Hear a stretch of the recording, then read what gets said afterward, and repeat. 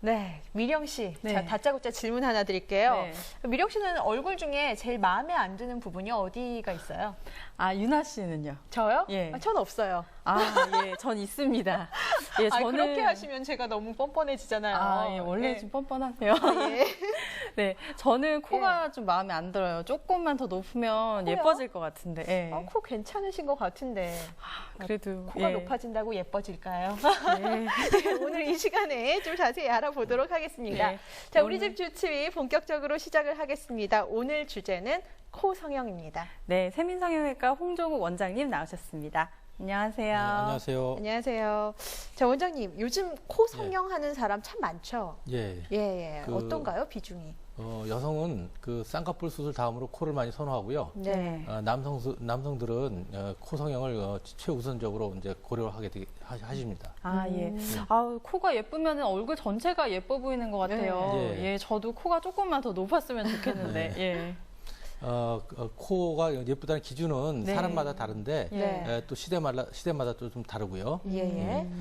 그래서 우리가 그 80년대는 네. 이렇게 코끝이 가늘고 길게 처진 코가 미인의 코였고요. 네. 90년대는 코끝이 뭉툭하면서도 아래로 향한 코가 예쁜 코고요. 맞아요. 예, 그리고 2000년대는 전지현 씨처럼 코끝이 둥그란 코가 인기가 있었습니다. 네. 요즘은 날렵하고 오똑한 반버선형의 코끝을 가진 코가 인기가 있는데요. 하지만 단순히 미를 위해서라기보다 네. 자신의 이미지에 큰 타격이 있기 때문에 수술을 하려는 분이 더 많습니다. 네. 어떤 분들이 이렇게 코 수술을 하려고 많이 오시나요? 예, 그 매부리 코인 경우나 네. 또는 휘어진 코 또는 들창 코 이런 네네. 것 등 외모로 스트레스를 심하게 받고 있는 사람이라면 네. 대부분 수술을 생각하게 됩니다. 아, 어떻게 하면은 조금 예쁜 코를 가질 수 있을까요? 네. 전체적인 얼굴 비율에 맞는 자연스러운 코를 갖는 것이 중요한데요. 네. 앞서 우리가 본 연예인 사진들처럼 네. 조화가 맞는다면 더 코가 예뻐 보이게 되겠습니다. 예. 하지만 우리가 그 연예인이나 네. 이런 이제 외국인 코처럼 무조건 따라서 하게 되면 자신의 얼굴의 조화에 맞지 않기 때문에 네. 이 콧대의 높이라든지 또는 모양 아니면 그 각도를 갖다 고려해서 수술을 해야 본인의 만족도가 높겠습니다. 네. 자, 코뼈 때문에 고민인 분이 계셔서 네. 저희가 인터뷰를 해왔는데요. 먼저 이야기 들어보고 말씀 또 나눠보도록 하죠. 네. 어렸을 때 이제 친구랑 장난치다가 어디 탁 쇠 같은 데 부딪혔는데 뼈가 조금 이렇게 튀어나오게 됐어요. 콧대가 아예 낮은 건 아니고 조금 있기는 한데 이제 뼈가 조금 튀어나와가지고 그게 조금 더 보기가 안 좋고 보정하려고 코가 여기가 뼈가 조금 이쪽으로 튀어나와 있거든요. 추운 겨울 되고 하면 여기가 이제 새파랗게 뼈가 보이니까 코를 뭐 깎고 이런 수술이 아니니까 좀 최대한 자연스럽게 제 코처럼 이렇게 좀 됐으면 좋겠어요. 아, 코뼈가 많이 튀어나왔네요. 예. 저분은 네. 얼굴 전체적인 모양을 고려해서 콧대는 지방 이식 수술을 하고 코끝에는 네. 보형물 넣기로 했는데요. 네네. 코가 너무 낮으면 실리콘을 사용하여 올릴 수가 있는데 네. 그렇지 않고 이분처럼 매부리 코나 코가 튀어나온 경우에는 꺼진 부위에 자가지방을 쓰는 게 좋습니다. 네. 모든 재질 중에서 자기 몸 신체 조직이 제일 안전하거든요. 이때 주입한 지방의 20 내지 30%는 내 것이 됩니다. 크게 붓는 것도 아니고 또 보형물이 삐뚤어지거나 하는 부장도 없고 자연스럽고요. 네. 저렇게 그런데 자가 지방을 이식을 하면 예. 지방이 흡수된다고 하잖아요. 그러면 예. 높인 코가 다시 주저앉는 거 아닌가요? 예, 단점은 좀 흡수되는 양이 사람마다 달라서 정확하게 올라가지 않을 수가 있습니다. 또한 2mm 이상 올리는 것은 좀 무리가 올 수가 있고요. 네네. 그래서 한 10명 중에 한두 명 정도가 한두 달 정도 있다가 좀 가라앉을 수가 있습니다. 저분 같은 경우는 코끝에는 보형물을 넣었다고 하셨는데 그 보형물 예. 어떤 건가요? 이분은 코끝이 낮아서 네. 코끝 수술을 좀 같이 해야 했는데요. 네네. 이때 그 알로덤이라고 하는 그 다른 사람, 즉 이제 사체의 피부 조직을 조직을 해서 이렇게 철저한 관리와 소독으로 가공 처리해가지고 이식할 수 있게 만든 재료입니다. 이것을 넣었는데요. 네. 그 알로덤은 연골에 네. 비해 좀 부드러운 느낌이 주는 장점이 있고요. 또 자연스러운 장점이 있습니다. 예, 알로덤이라는 게 있네요. 수술 후 사진이 나오고 있는데요. 예. 자연스럽게 자리 잡았어요. 저게 얼마나 기간이 지난 건가요? 예, 그 최종 모양은 최소한 그 한 2개월 뒤에 판정하게 되는데 네. 지금 이 사진은 일주일 정도 지난 모습입니다. 자연스럽네요. 예. 예. 네, 코 수술 후에 주의해야 할 사항 같은 건 없나요? 수술 후 심한 네. 운동이나 이제 안경 착용은 한 달 정도 이제 안 하시는 게 좋고요. 네. 또 술과 담배는 한 달 정도 금지해 주는 게 좋겠습니다. 네. 그리고 그 수술 후 한 2, 3일 정도는 네. 그 냉찜질을 좀 해주시고요. 네. 그 후부터는 이제 온찜질을 해주시게 되는데요. 네. 세안은 코 테이프를 5일째 떼거든요. 네. 그때부터 이제 하시면 되겠습니다. 네.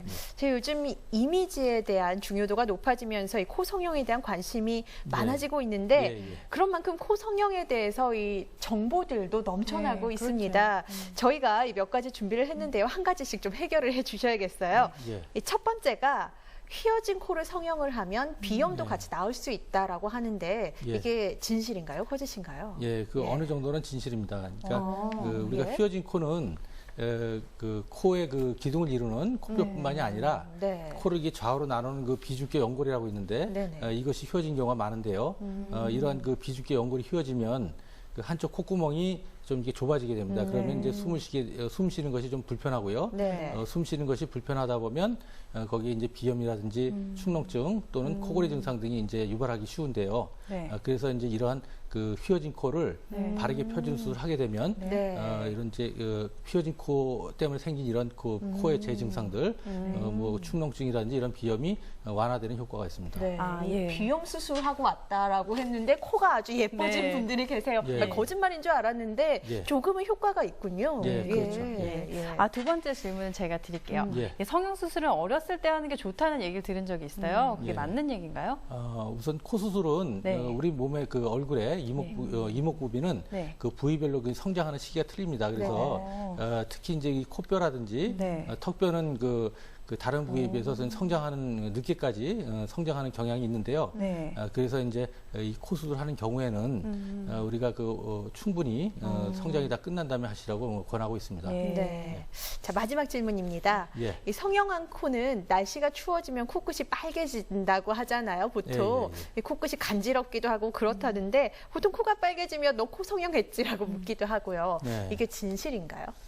예. 이제 우리가 예. 보통 이제 코 성형 수술한 후에 네. 코끝이 좀 빨개지면 이제 코 성형했구나 하는 그런 성형 판별법으로 많이 옛날부터 썼는데요. 네.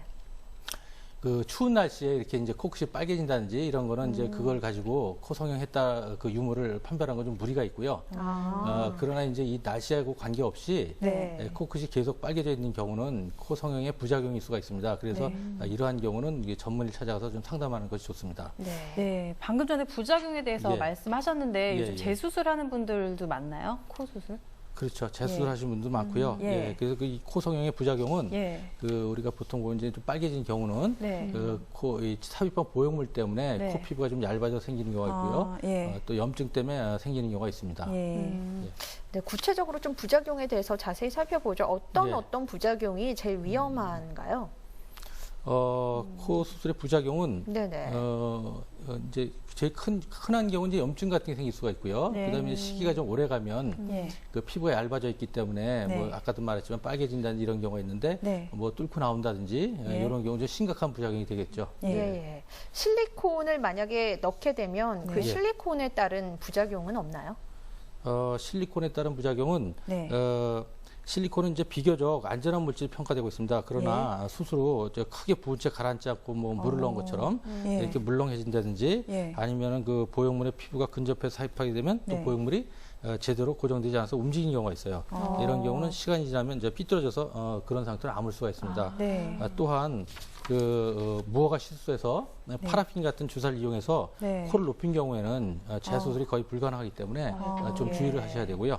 예. 네네. 네, 부작용 때문에 고생을 하지 않으려면 어떤 예. 점을 주의해야 할까요? 우선 예. 자신의 얼굴과의 조화를 고려하지 않고 예. 무리하게 콧대를 높이게 되면 네. 일단 그 코 성형 했다는 그런 티가 여지없이 드러나게 됩니다. 예. 그래서 우선 그런 문제가 없으려면 네. 전문의하고 충분히 상의를 하고 네. 또 전문의 그 의견을 충분히 자기가 이해를 하고 숙지를 한 다음에 네. 결정을 하는 것이 좋겠습니다. 네. 네.